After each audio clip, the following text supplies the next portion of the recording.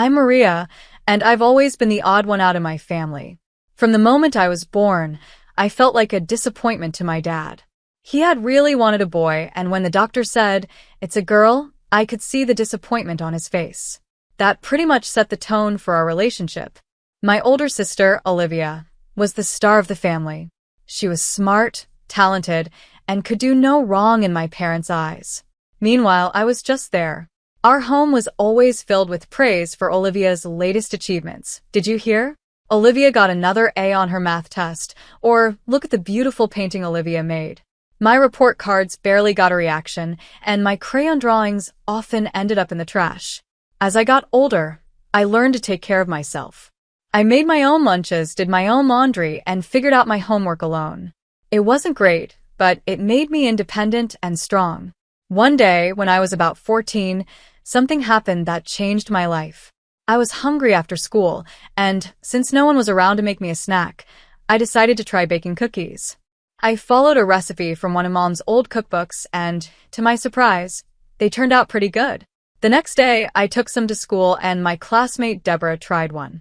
Her eyes widened, and she said, "Maria, these are amazing. Did your mom make them?" I smiled and said, "No, I did." Word spread quickly, and soon, kids were asking if I could bring more. For the first time in my life, I felt special. I had found something I was good at, something that made people notice me. When I got home that day, I was excited and told my parents, "Mom, Dad, guess what? I made cookies, and everyone at school loved them." Mom barely looked up from her magazine and said, "That's nice, dear. Just make sure you clean up the kitchen." Dad frowned and said, "Cookies, Maria? You should focus on your studies, not wasting time in the kitchen." My heart sank, but I didn't let their reaction take away my excitement. I had found my passion, and I wasn't going to let anyone stop me. As time went on, the gap between Olivia and me grew bigger. Olivia graduated high school with top grades and got accepted into a prestigious college. You would have thought our parents had won the lottery, the way they celebrated. Meanwhile, I was still in high school, with decent but unremarkable grades. But I had found my thing, baking. Every weekend, I baked cakes, pies, and cookies. Soon, even the neighbors started placing orders. I had a small business going. One day, Mrs. Frank from next door took a bite of my chocolate cake and said, "Maria, honey, this is amazing. You have a real talent." I smiled, feeling proud. "Thanks. I'm thinking about going to culinary school after I graduate," I told her. Her eyes lit up. "Oh, that's wonderful. You do great."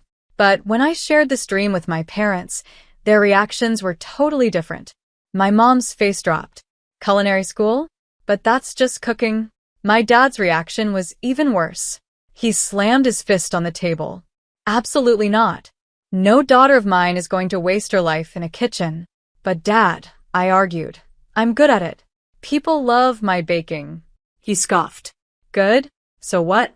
You think you can make a living flipping burgers or decorating cakes? Wake up, Maria. The real world doesn't work like that." Mom added softly, but just as dismissively, "Honey, you need to think about your future.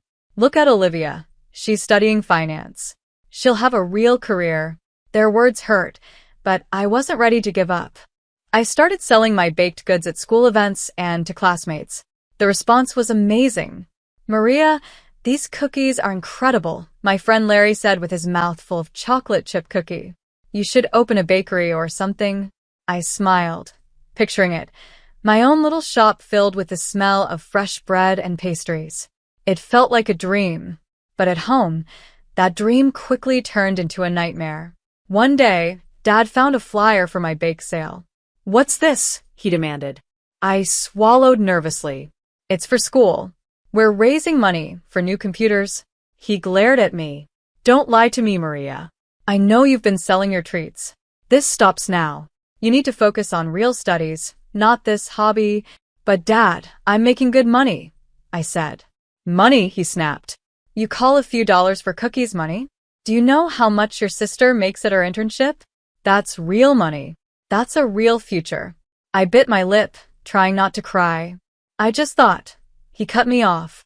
"No, you didn't think. Listen carefully. This baking nonsense ends now. You're going to get your grades up and apply to real colleges. If I hear about one more cake or cookie, we'll cut you off. No more college fund, no more support. Got it. That night, I cried myself to sleep. My dream of culinary school crumbled like an overcooked cookie.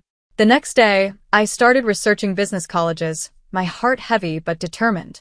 Somehow, someday, I'd find a way to follow my passion. But for now, I had to play by their rules. College passed by in a blur of numbers, spreadsheets, and financial reports. I focused hard on my accounting studies, trying to convince myself it was the right choice. But every time I passed a bakery or smelled fresh bread, my heart ached for the dream I left behind. After I got my degree, I landed a job at a big company and my parents were so happy.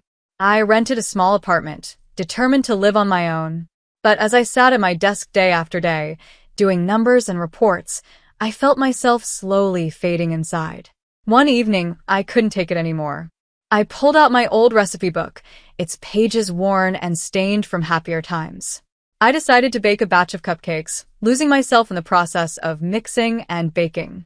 The next day, I brought them to work, and the response was immediate. "Oh my God, Maria, these are amazing," my coworker Brenda said. "Where did you buy them?" I hesitated and then said, "Actually, I made them." Word spread quickly, and soon people were asking if I could make cakes for their birthdays, kids' parties, and even weddings. I started small, just doing a few orders on the weekends, but soon I was spending all my free time in the kitchen. My little apartment was always filled with the smell of vanilla and chocolate. The big moment came when my company's anniversary was approaching. The director came up to me and said, "Maria, I hear you're quite the baker. How would you feel about making the cake for our anniversary party?" My heart raced. This was a huge chance and also a big risk, but I couldn't say no. On the day of the party, I brought in a huge cake decorated with the company's logo and detailed sugar flowers. When I unveiled it, the room went quiet. Then the director grinned and said, "This is incredible. Everyone, give it up for Maria, our accounting wizard, and, apparently, master pastry chef." The room filled with applause. The director even hugged me and whispered, "You're wasted in accounting, Maria. This is your true calling." His words stuck with me. As more cake orders came in, I realized I had a choice to make. I was working 3 full-time jobs, accountant by day, baker by night. Something had to give. One sleepless night, covered in flour and surrounded by cake orders, I made my decision. The next day, I handed in my resignation. My supervisor was shocked. But why? "You're one of our best," she said. I smiled, feeling lighter than I had in years. "I found my true passion," I replied simply. I rented a small commercial kitchen and threw myself into my new business. It was both scary and exciting at the same time. There were nights I stayed up all night filling orders, and days when I questioned if I had made a huge mistake. But little by little, my bakery started to grow. I hired my first employee, then my second. We moved to a bigger space, and soon my cakes and pastries became well known across the city. Through it all, I kept it a secret from my parents. As far as they knew, I was still a successful accountant climbing the corporate ladder. I kept telling myself I was waiting for the right time to tell them the truth, but deep down, I was just scared. Scared of their disappointment, anger, and rejection. As my bakery business grew, I realized I needed to step up. I jumped into modern marketing, determined to make my shop stand out. I created social media pages for the bakery and posted photos of my creations every day. But I was careful not to show myself. No selfies, no pictures of me as the baker, just the cakes, cookies, and pastries. Despite my fears, the business took off. I partnered with a local delivery service to reach more customers around the city. I started a loyalty program, offering discounts to returning customers. Then came my big idea, Sweet Tooth Saturdays. Once a month, we opened our doors and offered free samples to anyone who stopped by. The first time, I was so nervous. What if no one comes? I worried to my employee, Emma. She rolled her eyes and said, "Boss, have you tasted your own stuff? People will be lining up around the block." She was right. By noon, there was a long line down the street. Seeing people's faces light up after tasting my treats filled me with a joy that had nothing to do with the ovens. Our popularity skyrocketed. Soon, we were catering high-profile events, supplying desserts to fancy restaurants, and even shipping our signature cookies across the country. With success came money, more money than I ever thought I'd make, especially just from baking cookies, as my dad once said. Before I knew it, I was earning more than my sister's bank salary. I started helping my parents financially, still pretending it was all for my accounting job. When their roof needed fixing, I paid for it. When they talked about wanting to visit Europe, I surprised them with tickets. "Oh, Maria, you shouldn't have," Mom said, but her eyes sparkled with excitement. While I was building my business and helping our parents, Olivia was living her best life. She still lived at home and spent her entire paycheck on designer clothes, fancy gadgets, and her obsession with self-care. But none of that mattered to my parents. To them, Olivia was still the star. "Did you hear about Olivia's promotion?" Mom would say, beaming. Vice president of her department at only 30. I'd force a smile and say, "That's great, Olivia. Congrats." Meanwhile, I was running a successful bakery, employing a dozen people and making hundreds of customers happy every day. But in our house, that didn't seem to count for anything. One day at Sweet Dreams Bakery, things started like any other. I was in the kitchen putting the finishing touches on a wedding cake when Emma burst in, waving an order form. "Boss, you're not going to believe this," she said, eyes wide. I wiped my hands on my apron and asked, "What's up?" "We just got an order for a birthday cake. The delivery address is..." She paused dramatically. "Your parents' house." It felt like I had been hit with cold water. "Are you sure?" I asked. She nodded and handed me the form. There it was, in black and white, my childhood address, my mom's name, and even a note saying it was for her birthday. I couldn't breathe for a moment, but then a plan started to form in my mind. "Emma," I said, my voice calm even though my heart was racing. "Clear my schedule. This cake is going to be my masterpiece." For the next week, I put everything I had into that cake. 3 tiers of Mom's favorite flavors, decorated with hand-piped flowers and delicate sugar sculptures. It was the best cake I had ever made. As I worked, I imagined the scene. My parents' amazement when they saw the cake, their pride when I told them I made it, and the joy of finally showing them who I really was. The day of the party came. I arrived early with a small gift to keep up the act. The house was full of relatives I hadn't seen in years. "Maria?" Aunt Anna said, hugging me. "Look at you, all grown up. Still crunching numbers." I nodded, the usual lie catching in my throat. "Yep, still at it." I couldn't wait for my cake to arrive from the bakery. Then the doorbell rang. Mom answered, and there was our delivery guy, holding the familiar Sweet Dreams bakery box. "Special delivery for the birthday girl," he said cheerfully. The room went quiet as Mom carried the box to the dining room table. She lifted the lid, and everyone gasped. There were murmurs of appreciation as they took in the cake in all its glory. I stood there, heart racing, waiting for the right moment to speak. But before I could say anything, Dad cleared his throat. "Before we celebrate," he said, his voice serious, "there's something we need to address." The room went silent, and everyone turned to my parents. Their faces were filled with what looked like disgust. "We recently discovered something," Mom said, her voice cold. "A secret that's been kept from us." The tension in the room was unbearable. I felt frozen as my father spoke again, his voice full of anger. "Can you believe it?" he said, looking around the room, pointing at me. "Our Maria has been lying to us all this time. She's not an accountant. She's a pastry chef." He said the words like they were the worst thing in the world. I tried to speak, to explain myself, but no words came out. This couldn't be happening. Dad's face was red with anger. "We always dreamed our daughters would find real success, become respected members of society." He pointed to Olivia. "Like your sister, vice president at her age. That's something to be proud of." Olivia looked uncomfortable and avoided my eyes. "But you," Mom said, staring right at me. "We gave you everything, every chance, and this is how you repay us? By becoming an ordinary cook." The word ordinary hurt more than I could have imagined.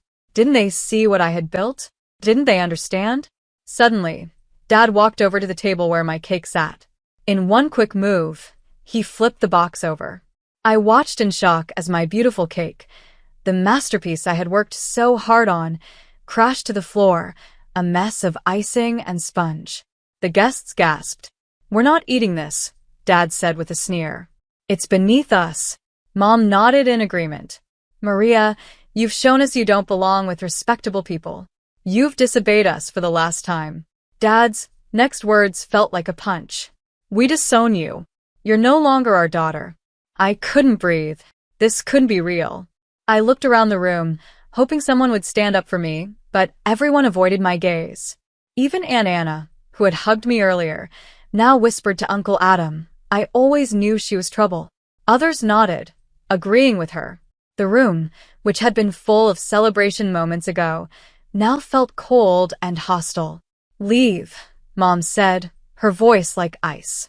"Leave now, and don't ever contact us again." I stood there, frozen, tears streaming down my face. How could they do this? How could they dismiss everything I had accomplished and everything I was? It felt so cruel. "Didn't you hear your mother?" Dad barked. "Get out." Somehow, I found the strength to move. I turned and walked toward the door, my vision blurred by tears. As I reached for the handle, I heard Olivia's voice, soft and unsure. "Mom, Dad, maybe we should," but her words were cut off as the door closed behind me. I stumbled down the front steps, the same steps I had climbed so many times as a kid, but now they felt strange and unwelcoming. I made it to my car, and that's when the sobs hit me. Sitting there, surrounded by the pieces of the family I had just lost, something inside me broke. The dream I had held onto for so long, that my parents would finally accept and understand me, had shattered, just like my cake on their dining room floor. I don't know how long I sat there crying, but by the time the sun began to set, casting long shadows across the neighborhood I grew up in, I knew one thing for sure: I could never come back here again. The days after that birthday party passed in a blur. I moved like a ghost, barely eating, hardly sleeping. The bakery kept running, thanks to my amazing staff, but I was just going through the motions. Slowly, as the shock faded, I threw myself into my work with a new energy. If my family couldn't appreciate my passion, I'd show the world how great an ordinary cook could be. The bakery flourished. We expanded to a second location, then a third. Magazine features, TV spots, and even a cookbook deal followed. Success came in waves, and I rode each one with determination. I bought a beautiful apartment, my own little haven in the city. 3 years after the fallout with my family, I met Tyler. He was kind, supportive, and thought my cakes were the best thing ever. When he proposed a year later, I said yes, without hesitation. Our wedding was small but perfect. As I looked around at the smiling faces of my friends and the family I had chosen, I realized I didn't miss my blood relatives at all. These people, my employees, my friends, my husband, were my real family now. Life settled into a happy routine. The bakery continued to thrive, and Tyler and I built a wonderful life together. I had everything I ever wanted, except maybe closure. That changed on a Friday afternoon, for years after that fateful birthday party. I was in my office, looking over plans for our new bakery location when my phone rang.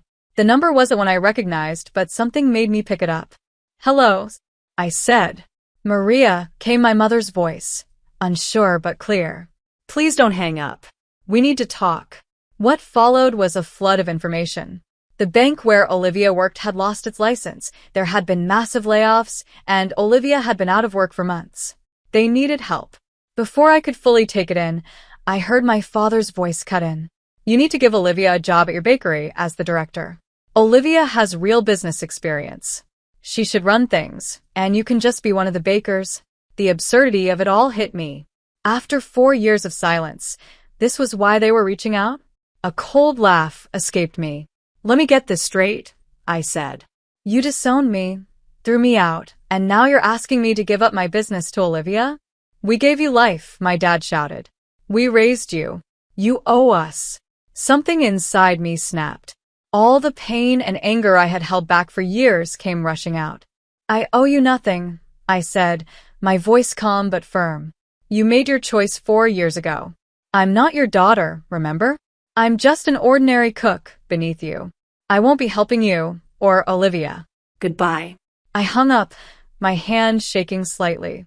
For a moment, I just sat there, letting it all sink in. Then, slowly, a smile crept onto my face. I felt lighter, like a weight I didn't even know I had been carrying was gone. I owed them nothing. I was free. Just when I thought my family saga was over, life surprised me again. One quiet Monday afternoon, my phone rang, showing a number I hadn't seen in years. Olivia's number. Feeling both curious and nervous, I answered. Hello, I said. Maria. Olivia's voice was soft and hesitant. I hope it's okay that I'm calling. I took a deep breath. It's okay, Olivia. What's going on? What followed was a conversation that changed everything. Olivia apologized over and over for how her parents had treated me, both recently and 4 years ago. I had no idea they called you asking for a job, she said, her voice emotional. I would never have asked for that. I'm so sorry, Maria. I felt a knot in my chest begin to loosen. Thank you, Olivia. That means a lot. She went on to explain how losing her job had been a wake-up call. I realized I'd been living someone else's dream, she said. Banking, finance, it was never what I wanted. It was always Mom and Dad's vision for me. I listened, barely breathing, as my sister poured her heart out. Seeing you follow your passion and build this amazing business, it inspired me, Maria, she said. I've decided to change my life. I've enrolled in interior design courses. I want to create beautiful spaces and be true to myself, like you have. Tears filled my eyes. All these years, I had thought Olivia was the perfect one, living the best life. I never imagined she was struggling too. That's wonderful, Olivia, I managed to say. I'm happy for you.